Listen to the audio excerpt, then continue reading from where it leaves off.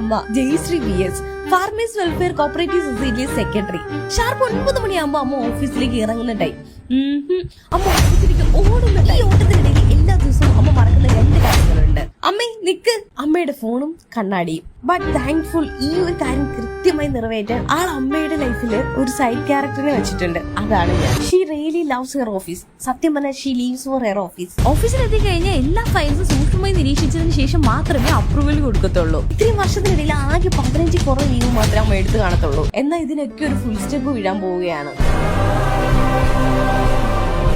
അമ്മയുടെ റിട്ടയർമെന്റ്. അഭിമാനത്തോടുകൂടി തന്നെ ഞാനത് പറയാം. എന്റെ സ്ഥാപനത്തിന് വേണ്ടി ഞാൻ പ്രവർത്തിച്ചു.